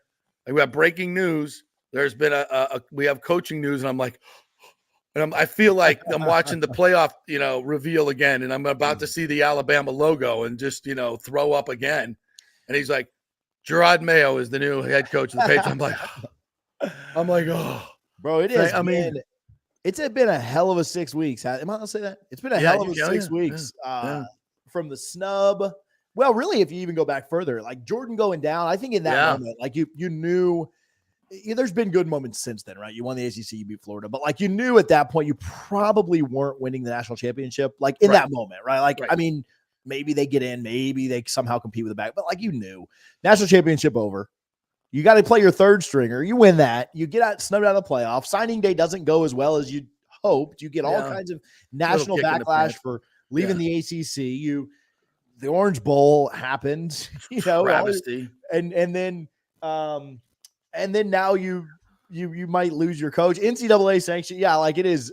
I actually feel good about Norvell. I'll not go too crazy there, but like I am not ultra worried about Norvell. I mean, obviously there's it is still Alabama, and if a couple people say no, it certainly could get dicey. But yeah, it's been a heck of a 6 weeks, man. So just on the Norvell thing, I've canvassed, yourself and about 9-10 other insiders, people who know Mike very well, personal friends. Everybody it's like, I don't think he's leaving, but don't know yet. Like, I don't think it's likely, but we don't know. So there's a lot of that going on, which tells me he's probably not leaving, and he's just working on his contract extension and maybe some other things he wants to get done at Florida State. Good time to get all that done. You have all the leverage. So I think that's where that's headed. And plus the news that DeBoer canceled his coach's show this morning is probably good news for Florida State, right? Yeah, I think signs are pointing to DeBoer. I've kind of been told from the start, I've got some connects at Florida State, which I think people at Florida State look at this pretty optimistically. So I think you almost have to Florida State's on the receiving end of whatever's going to happen. Like connects at Bama would be more valuable to me than a connect at Florida State. Right. And I don't really have connects at Bama. So, but people at Florida State are optimistic. They are in the midst of a contract renegotiation and they really have been for weeks anyway. And it's kind of like, well, man, wish we would have gotten that done a few weeks ago. But people at Florida State are optimistic. I've also spoken with people kind of in the agent world, maybe the national side of things, that think Mike is maybe being projected in the media a little bit higher than he really is valued. But at the same time, if one or two people start to say no, like Sarkisian's about to re-up his job, I don't think they'll go with Kiffin. If DeBoer was to say no, like how many, Dabo's already told his players he's coming back. Like how, Alabama's not going to get publicly embarrassed, like not that they're being embarrassed, but like right. turned down or their options are being limited. And if Norvell, I'll say this, I think he stays. I like Mike Norvell a bunch. This is not a Jimbo 2.0. If Alabama offers just about any coach you're not going to blame a coach for taking it. It just is not a great time for Florida State. Mm-mm. But my contacts feel pretty good about it right now. But I mean, it's still Alabama. It's still, it's a better job. It's scary. It is what it is. Yeah. No, I agree with that. And I just kind of went on a little diatribe that, if I'm sitting in Mike Norvell's chair, I think he's got to be incredibly conflicted with everything that he's said for the past 5 years about family and climbing. And I know all coaches go through this. I get it. But it would be so inauthentic for him to just pull up stakes right now when things are, at their worst. This is not where the leaders, leave the bunker. Right. It's not where that's not. And I think he sees himself as a very authentic leader of men. It would be contrary to everything he's about in this moment to go chase a paycheck in Alabama. I saw in that regard. And I believe Mike is a very honorable man. I could be wrong, I could be totally wrong, but that's my gut feeling. Yeah. And I don't even think, like the idea around like money. I mean, Nick was making 11, Mike's making 8 right now and being escalated even more and more and more. Like, Florida State could certainly make up that difference, right? Yeah, I don't see them bringing in Norvell at like 12, like more than they were paying Nick. Like that'd be insane, right? And so Florida State's like, he's on an escalating contract anyway that like I think gets him over 10 like within the next 2 or 3 years. And so maybe they move that timeline up some. I don't even think money is really, obviously I think Alabama has more resources, that for sure. But are they really bringing him in at 13 million, like 2 more than what Nick was making? Like no way you're paying that much to somebody not named Nick Saban. So I don't even really, the money doesn't worry me as much. I think that Norvell wants certain things at FSU, very robust NIL fund. I think he wants a little more money for assistants, stuff like that. Like I think he tries to take care of his guys. No, I don't think he's asking for anything unreasonable. I don't think he's like demanding the world. I think if Florida State takes care of him in the way that they want, there's some of the, hey, you're preaching build and all this climb and all this stuff. I think it ends up working out. And the money aspect doesn't worry me as much as like the shiny, it's Alabama worries me for sure. Yeah. Yeah. And the conference after what he just went through, he's got to have really good assurances that FSU is getting to. And I'm not even saying the SEC anymore, TJ. I don't think that's an option. I don't think they want Florida State. And I don't think ESPN doesn't want Florida State. Well, maybe ESPN does, but they want them on the cheap. So I think it's Fox and I think it's the Big Ten. Yeah. What are your thoughts? Yeah, I lean more Big Ten as well. Like I'd say I'm like 90% there. I think anything's possible. Like it's crazy, like, right. When all this ends up getting figured out and stuff, like time heals some wounds. Money certainly heals some wounds too. So is there a small chance it could be the SEC? I mean, yes, but I'm with you. I think it's like 90%, 10% Big Ten for me. And that might even be lowballing it a little bit. You can never say never, right? It's sports. Crazy things happen. Money makes crazier things happen. But I'm pretty sold on Big Ten. But yeah, I mean, if you're Mike Norvell, I mean, the team who legitimately was not as good as you this year, that edged you out for a playoff spot because of their brand and their logo, is offering you a job. Like, right. Yeah.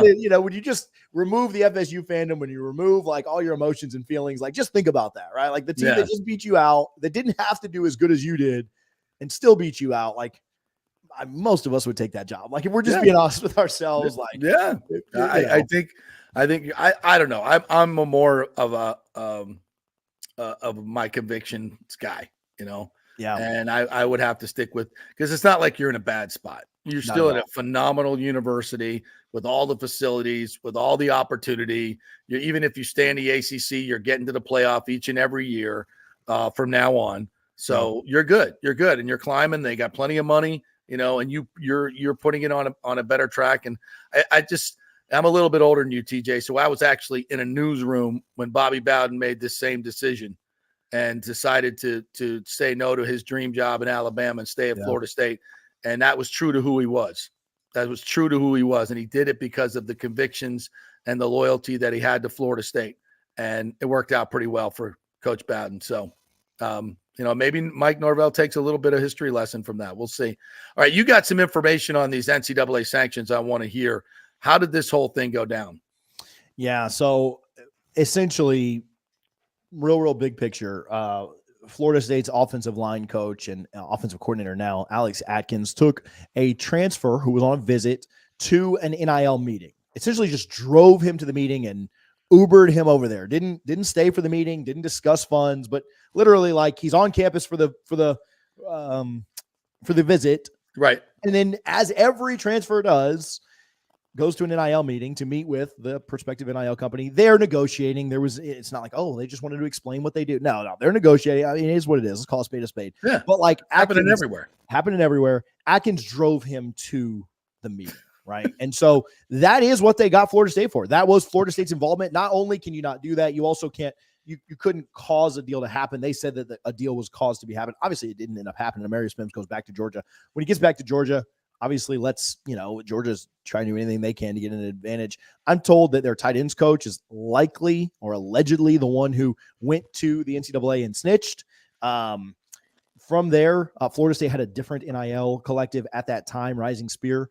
Right now has the Battle's End, who is, the football collective. And I think honestly might end up being the entire college's collective, but had a different collective at the time. I'm told that allegedly folks within Rising Spear complied with the NCAA. For what reasons that was done, I'll leave you to speculate. But if you were getting pushed out and the new collective was coming in, you can kind of just guess there yourselves. But I'm told allegedly folks within Rising Spear complied, and that's why we have these penalties. Everyone is doing this. This is not anything unnormal. I mean, when you really think about like what he actually did, like just drove the kid over to the meeting. It's ridiculous. It's ridiculous. But why didn't FSU fight this like Michigan did? I think they were in a tough spot with the person that was inside of the collective, like complying and admitting to it. So what I believe happened is they had the smoking gun. And so Florida State spent I was told about this in like September. Florida State's been negotiating, but just didn't really know like what the final result would be. I believe Florida State spent the last 4 months like negotiating to like, you agree to penalties. They make them not as severe, right? Like you take a plea deal basically. Right. That's what I think ended up happening with Florida State here. I think scholarships for driving a kid to a collective meeting. Come on, dude. Dumb. It's insane. Why would you agree to that? Yeah. Well, I think the scholarships, what I've been told, the scholarships in today's NIL, you just have the NIL company pay the scholarship now. You just pay the scholarship. Okay. That one's not as big a deal. The 2 years probation, not a huge deal. Like they could have come down worse. I think it was Florida State kind of like, all right, we'll agree to this, but don't kill us at this point. Like make. So how much of this is our boy Stan Wilcox at the NCAA?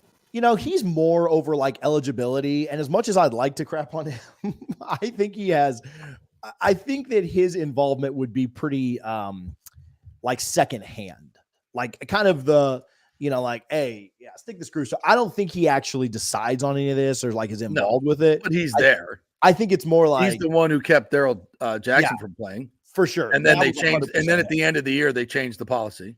Changed the entire rule. But yeah, is there a chance that he had involvement? I mean, absolutely. I think he screwed over FSU, from inside, outside, everywhere else. So it wouldn't surprise me at all. Wow. Great character there. Well, his legacy at FSU is just getting better and better, isn't it? It doesn't get any better than like hiring, Taggart, running Jimbo off, running Daryl Jack. Or Jimbo off. Yeah. It was, if they have a Hall of Shame, I mean, they need to put that Willie Taggart an 85% buyout. Yeah, it was. They need to put a Hall of Shame up in the men's restroom Christmas and put it over top. Hey, on the good part, Norvell's had a great week in the portal. TJ Ferguson, the big offensive lineman from Alabama, and the Oregon State defensive lineman is experienced big kid. Tell me about them. How's that going? Yeah, pretty good. I wish it was easy to pronounce some of these names, but at the end of the day, it is just not. No, I have them phonetically. Sione Lolohea. Okay. Lolohea. That's not too bad. That. Oregon State transfer. No, that just rolls off the tongue, Lolohea. Yeah. Easy. Lolohea is not too bad. The other one, Tomiwa Durajai. I think Durajai is how you say it. Nice. So, I don't know. We'll see. I could be Yeah, how I left it to you. I didn't even attempt it. No, you did a hell of a job. But yeah, I mean, both really productive guys, and Florida State needs to. I mean, it's the trenches. I mean, you just saw Michigan win the national championship because they beat the heck out of both Bama and TCU in the trenches. Yeah. And so, you say whatever you want about their cheating and everything else, but they do have good trenches, and so they did a good job with that. And so yeah, I think that you've got to continue to beef that up. They've got 3 transfers from Alabama right now. That's the most interesting thing to me with Norvell. They got another transfer candidate on campus right now, Roydell Williams, who I heard mixed things on. I like him as a prospect. I just don't know if he's a take right now or not, or will pop or not. But they could have up to 4 Bama kids transferring, and that'd be crazy if Norvell went the other way. Right. That just makes zero sense. That makes zero sense. A little bit better, but they've cleaned up in the portal. They've got one of the top classes. I think they're number 5 right now, and their average is number 2. So the only teams in front of them, Ole Miss is ahead. Like, they certainly have the best class. They've done a really good job. But the only other teams in front of them just have way more kids than they do. Florida State's average is the 2nd best in the country. And so they've really done a good job in the portal again for really the 3rd, 4th year in a row. How do you think DJ Uiagalelei, I got that one down. That was good. Hey. Yeah. How do you think he fits in? I like the fit. I don't think he's going to win a Heisman Trophy, but I like the fit in this Norvell offense. What do you think? Yeah, no, I think it'll be really good. I'm excited about him. Hey, don't get me back on here without Peter on here, because I want to make Peter say all these names too. But no, I think DJ will be really good. I think, honestly, like, and this may sound crazy, I think DJ makes your floor like 7 wins. Like, if every single thing goes wrong for you this year, and you lose all your rivalries, and you have some injuries, and things just don't gel, your defense stinks or whatever, I think you're winning 7 games. Worst case, like, how much would like Florida give for a worst case 7-win season? Like, you know what I'm saying? Like, worst case is with the guys we got in the portal, I think is 9. Yeah. 8 or 9. But your ceiling is like 11, 12. Like, you could win every game on your schedule, Absolutely. And like, if every single break goes wrong, maybe you win 7, 8 games. But to have an experienced kid that's played in big games and is a freaking monster. I think it's huge with what they're going to be able to put around them, getting some of these kids back. I think things look good. They get a lot of weapons. I think it'll be really good, man. Vegas doesn't continue to build mansions out there in the desert for nothing. And they have Florida State as the 8th most likely team to win the national championship. First in the ACC, first in the state. There you go. In those two. So things happen. Vegas hasn't hit on everything, sometimes odds, but like, they expect Florida State to be really good too. Do I expect Florida State to win it all next year? Probably not. Do I expect them to compete for the ACC and then by virtue compete for the playoff? Yeah. Absolutely.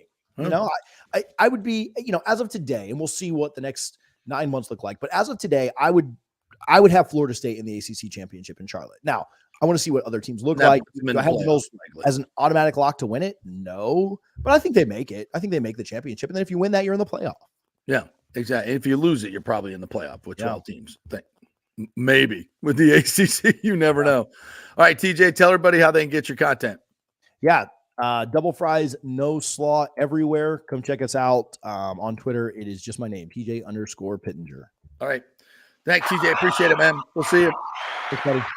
So an interesting day for Florida State, folks. Nothing is done yet. We still don't have an official call on the Alabama job. We still don't have an official call on Mike Norvell's extension, but we expect that to happen at some point today. JP, you want some quick weather updates for some wild card weekend football? Yeah, let's talk about those games real quick. Yeah. So I'm perusing Twitter here as you and TJ are talking. And Buffalo right now, of course, you have the Bills and the Steelers Sunday, 1 p.m. Eastern time. Of course, I still affectionately refer to it as Rich Stadium, but it is, I guess, Highmark Stadium now. Under 5 feet of snow. 5 feet of snow. Yeah, there's pictures online, and it's just, you can't even tell it's a football stadium. It's just everything's covered. For the Chiefs-Dolphins game, which is tomorrow night, 8 o'clock. 8 o'clock Eastern time. Those of you that subscribe like me to Peacock can watch it. Mm-hmm. Because I already subscribed to it, because that's where I get to watch a lot of my IndyCar races. So good for you. For me, I already get it, right? Do we get a free 7-day trial? I don't think they do that for football. No, I think you got to just pay the $5.99 and then cancel it. Pay $6 to watch football. Yeah. Here's why you might want to watch it is because it is expected the wind chill for that game will be 30 below zero. Dolphins got no shot. Zero shot. Well, to the Chiefs, I mean, come on. Dolphins do not play well in 30 below. Does anyone? No, but especially the Miami Dolphins. I mean, that's ice bowl conditions, Cowboys Packers like we talked about earlier. Golly, can you imagine being being outside in weather like that for 3-4 hours is dangerous. Dangerous. Like for the fans, for everybody. Do you cancel the game? I don't know. They'll play.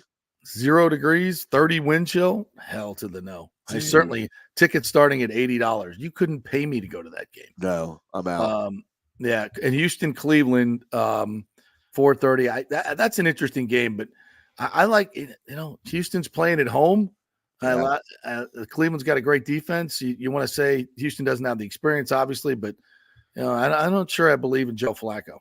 Man, I would have said the same thing a couple weeks ago, but dude's proving me wrong, man. Yeah, he's throwing a lot of, making some scoring touchdowns, but turnovers count a little bit more in the playoffs. This is a good defense too that they're facing. So yeah. We'll see.